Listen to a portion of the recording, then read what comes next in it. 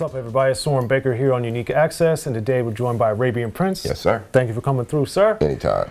Yes, yes. So your legacy is very long, very extensive, and resonates today.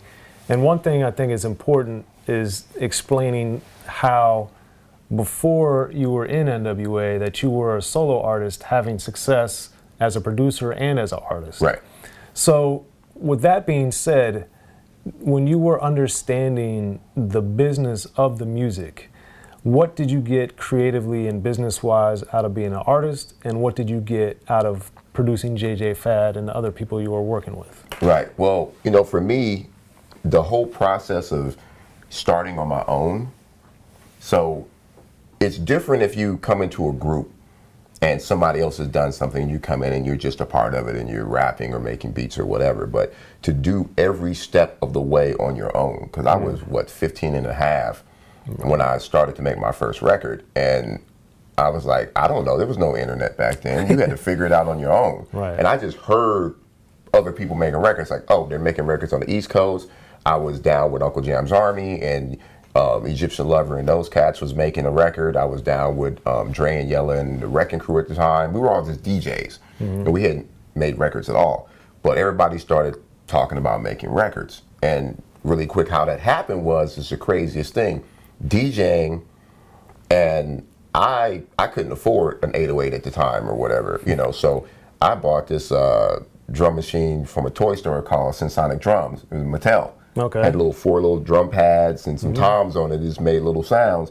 And I would DJ and stop DJing and bang on that on stage, and people kept dancing. And I'm like, all right. And then I would say little stuff on top of it, and I'm like, okay, this is cool. I can make a record. And then hanging out with Egypt, he finally got an 808 and started banging on that. And I was like, oh, this is hot. And he said, yeah, man, we about to go in the studio, me and Roger, and we're gonna make this record. And I got to see them make the record. Wow. And I was like, all right, I want to do that. But, I'm 15 and a half, 16 years old. I don't know any better. So I go in the studio by myself with I think I had like $1,000 I had saved up. I had 500 and somebody gave me 500 this guy I used to work for. And I literally walked into a recording studio with nothing, man, and came out with a record, at 16. So for me, the step by step, making a record, then having the actual record tape. What do I do? Oh, everybody's going to Macola, which was the West Coast distributor at the time and record plant. And I went there and got lucky and bumped into my boy, oh my God, I'm brain dead right now. I bumped into my boy Bobby Jimmy, Russ Parr, who had the morning show on K-Day. Right. And he was in there doing some stuff with Don McMillan, who owned Macola at the time, and he had his own records coming out. He had just done the Bobby Jimmy and the Critter thing. Right. I think he'd just done We Like Ugly Women, which I think it was Egypt did that one for him. And we were talking, he's like, well, who are you? What you doing? I'm like, well, blah, blah, blah, I'm about to drop this record. And he's, oh, you that DJ dude? I'm like, yeah. And he's like, well, why don't you be on my label? So I went on this label, but I was able to go to Macola all the time and kind of check on my records and check on my books and look at the royalty statements and everything. So it kind of gave me this sense of business even before, N.W.A. Also before N.W.A, of course, you add your solo material, and then I would say the biggest thing was producing the JJ Fad as far as commercially and breaking through. So getting with them, like, how did you figure out the right thing to do with them? Because, we had The Real Roxanne and Roxanne Shante. We had a few female rappers that had been prominent, and then some others like Sha Rock that never came out and were big. Right. So how did you figure out how to twist what they were before into making Supersonic? And well, that was kind of a trippy thing, because me and Dre used to mess around with a couple of girls in the original group, because there were originally 5 girls. And what a lot of people don't know is JJ Fad stood for each girl's name. It was Juana, Juanita, Fatima, Annie, and Dania. That was JJ Fad. And then they had to switch it. And then they had to switch it up. Right. And I think they call it just Jammin', Fresh, and Deaf or something like that.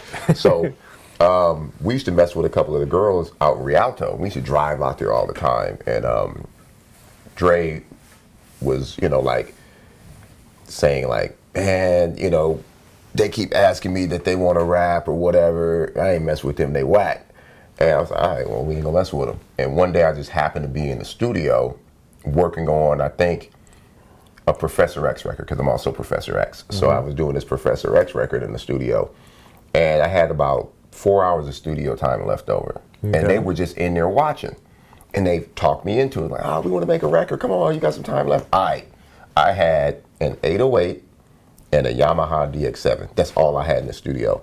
And we did 2 songs. We were talking about what we want to do. And they're like, well, we want to battle. You know, we're going to talk about Roxanne. We don't like them. So I'm like, hey, they can rap.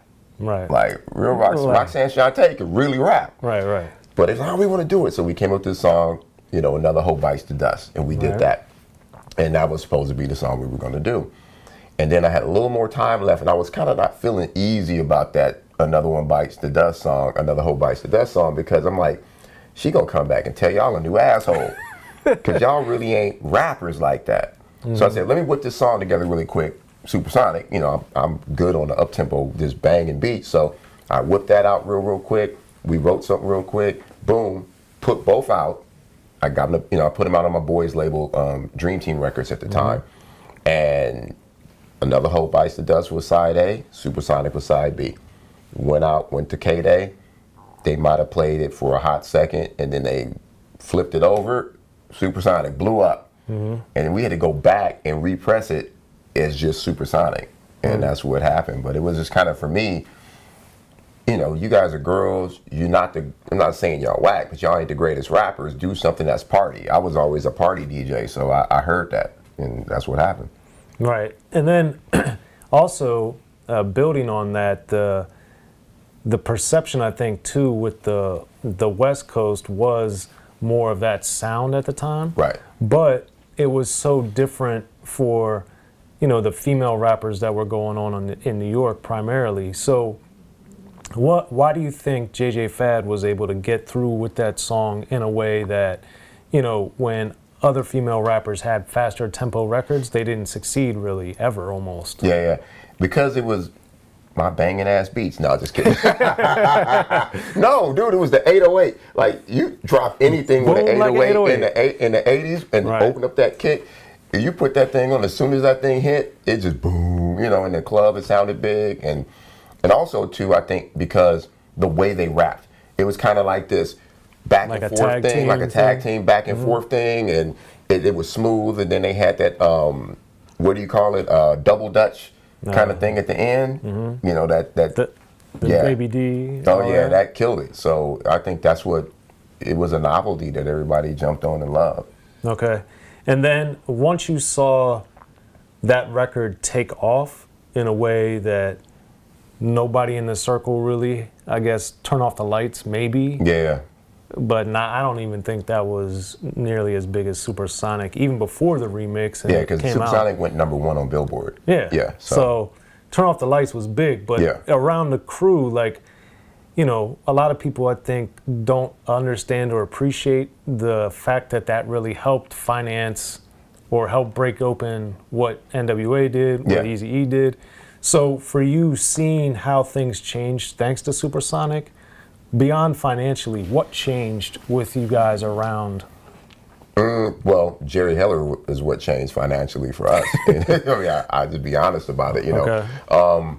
And that's why I left, because I had this big record, and my homeboy Rudy Pardee, you know, rest in peace, wasn't the best businessman with me when I put it on his label, so I had to take the record back. And we had just started Ruthless Records, and I'm like, okay, I'll bring that over here and help that finance what we're doing as a production team and as N.W.A. and everything else we want to do. I'm not that cat. I ain't never been that cat that's like, oh, this is all mine, I'm gonna, you know, hoard it. I'm about the family. You know, we family, let's use this to build what we want to do. And that's what I had done. And then when Jerry Heller got involved, that all changed, you know, because we were sharing everything equally money-wise from like the first N.W.A. joint. We would just get boxes of records, and here's your boxes, here's your boxes, here's your boxes, whatever money you make, that's your money. Okay. Which is cool. You're getting your money direct. But when Jerry Heller got involved, the money wasn't coming to you direct no more. You had to go ask for money. And I'm like, well, this is my money. Why am I asking you for my money? And then with Supersonic, this is a big hit. It's selling like major records. And it's my record and the girls' records, and we can't get paid. I'm out. Right. So I did my little deal and I got out because I don't trust you and I'm not going to stay here regardless of the fame of N.W.A. or the fame of Supersonic and deal with this. I just need to get paid and move on and do my own thing. So that's what I did. Now we're going to get to Orpheus in a second. Yeah. But I did want to know and understand for you personally and professionally when the N.W.A. and the Posse record came out and then Straight Outta Compton came out, like when Something to Dance To was removed later, do you know, did you understand or know why they took it off the later pressings? Yeah, well, a couple of reasons why. One, a named person who I ain't gonna say who run the label didn't want to pay me, and two, they felt that like probably it doesn't fit the album, you know. But you got to understand why we did that initially. Wasn't that to hedge bets to get on the radio? Well, that's what it was. It was like, because you got to understand, Dre from the Wrecking Crew, me doing what I did, that was the sound of the West Coast. And Yella. Yeah, that was the sound of the West Coast. And even Cube, you know, the one he did before with CIA, it was kind of different kind of sound. Right. But that was the sound of the West Coast. And if you're going to drop a gangster rap album, you need to know that you can get radio play. And they really weren't playing that stuff back then. So we dropped at first Panic Zone to get the radio, you know, and that record kind of blew up a little bit anyway.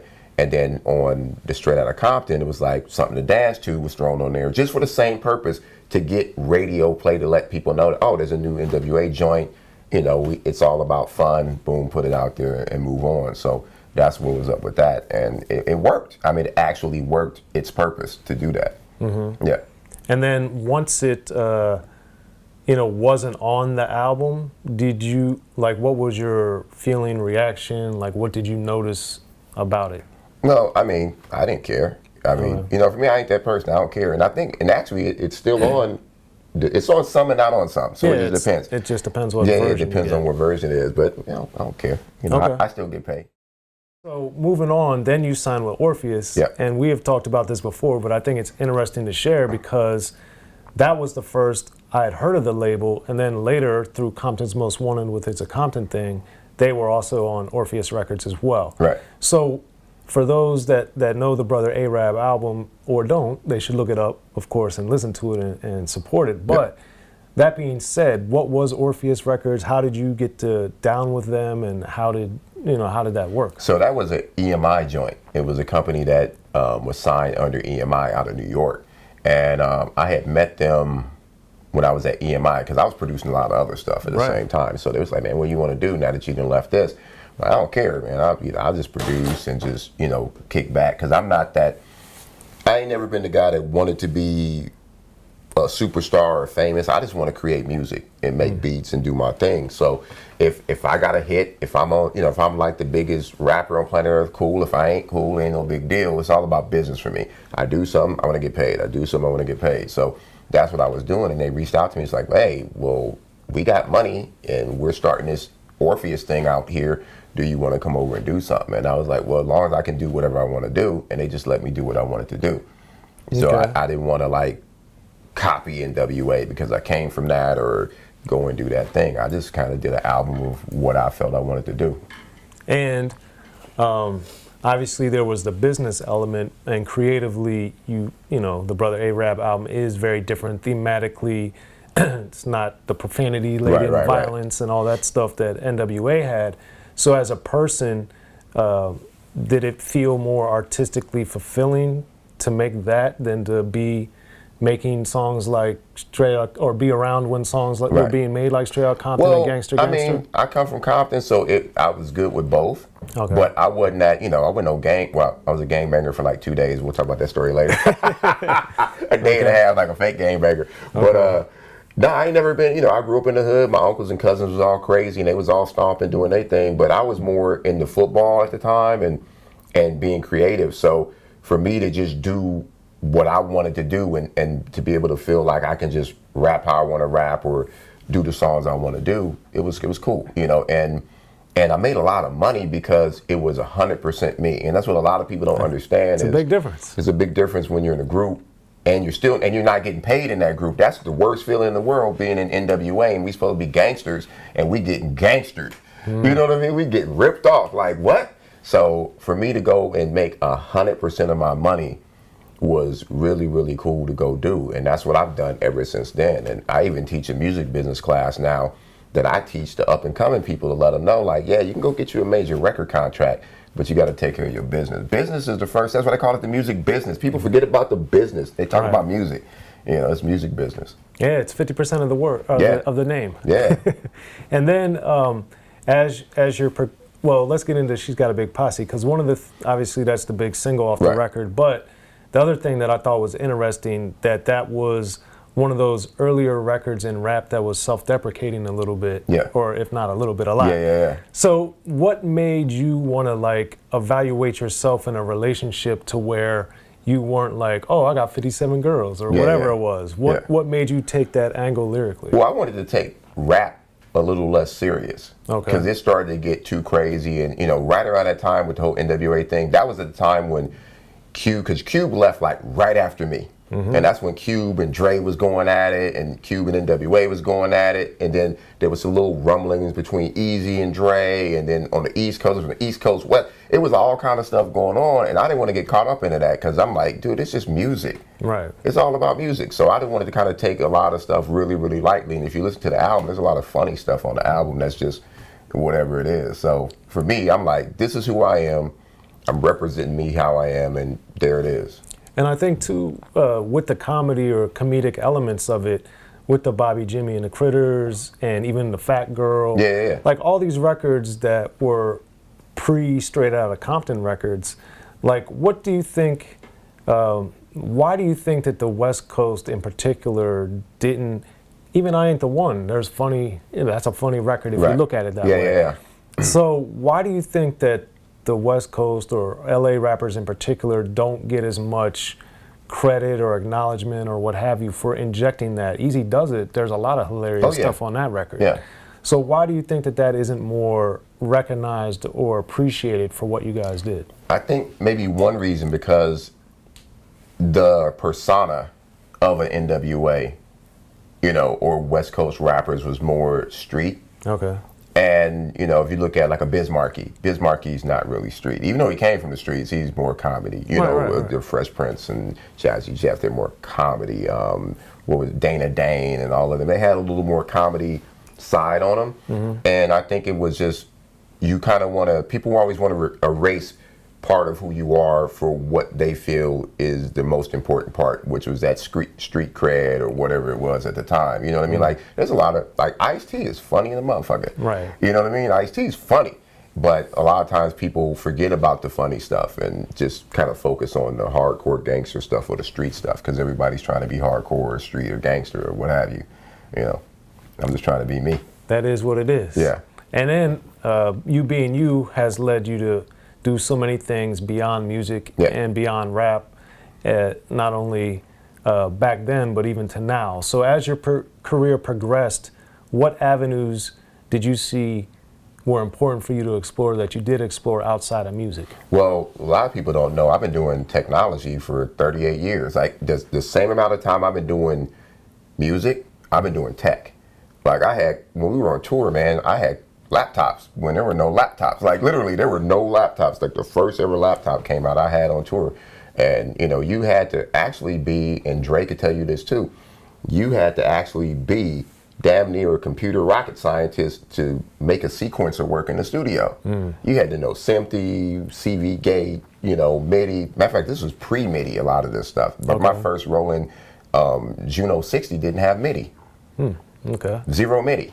You know, so if you wanted to sync it up with a reel-to-reel, that's tape for y'all out there who don't know what tape is. You had to know SMPTE and CV gate and all of these other things. So you kind of had to get into computers and stuff like that way early, and I just fell in love with it and got into doing computer animation and special effects and video games. So I've been doing that for 30-something years, man, and making way more money than music, you know what I mean? Because I figured it out. Right. And as you got into it, what creatively did you find you get different from that than you do from DJing or producing or being an artist? Well, one thing in the music business, and when you're dealing with like movies and video games and stuff like that, they pay you right away. Okay. They make sure you get paid. So that's one thing I found out, and there was a whole lot of money, like, because you didn't have to wait for royalties and stuff like that. If you worked on a film or you worked on a video game, it's almost work for hire. So they're paying you, and they're paying you a lot of money because they don't want it to go wrong, and they want to make sure they have all the rights. So when they put it out, there ain't nothing holding it up. So I love that fact. And the fact that I was able to be, once again, creative on what I was doing, you know, creating video game content or, you know, special effects or video, you know, doing 3D animation and stuff like that. So I really love that whole part of it. And then that parlayed me into doing, you know, tech companies from, you know, working with companies doing artificial intelligence and machine learning now and all that crazy stuff. That's what's next coming down the pipe. So. Mm-hmm.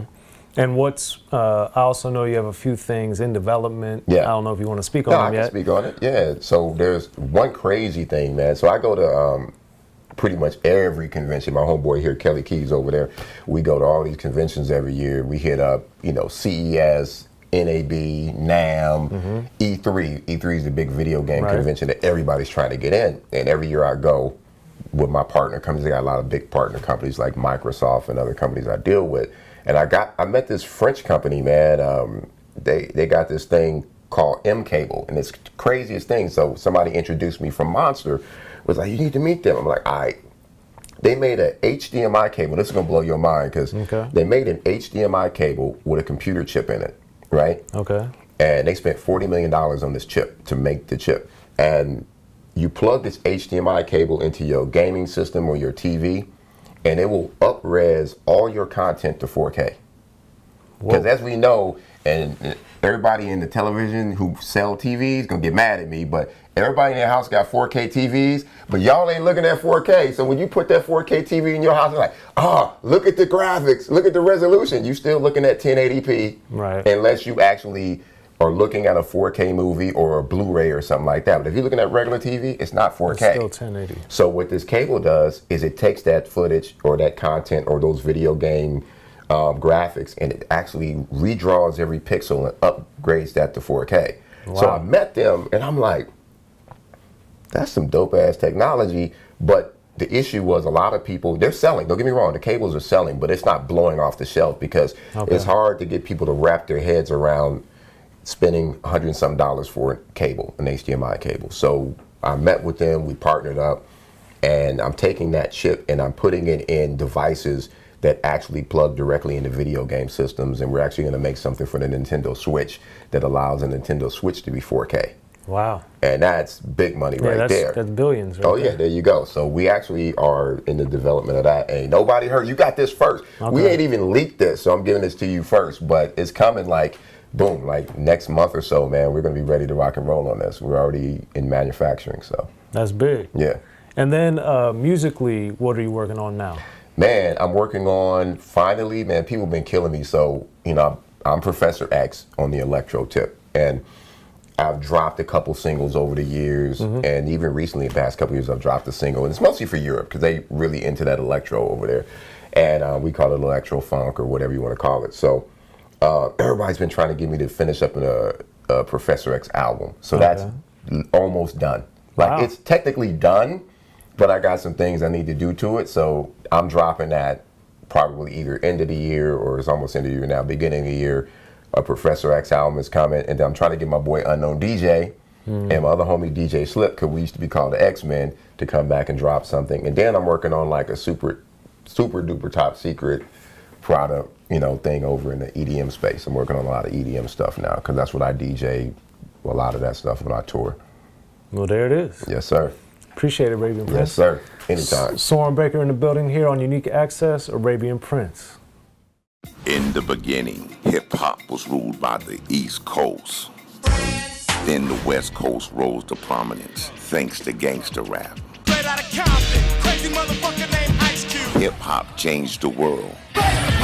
Gangster rap changed the narrative. I'm representing for the gangsters all across the world. And then changed the world again. Cause I'll come and take your life away. The history of gangster rap features unheard stories, unseen photos and documents, all with exclusive interviews from the founders and players who shaped gangster rap. I think a real gangster rapper has to scare you a little bit. The history of gangster rap written by veteran rap journalist Soren Baker. In stores now. Yo, what up? This is DJ Quick. Be sure to pick up my homeboy Soren Baker's book, The History of Gangster Rap, if you really want to know what we do.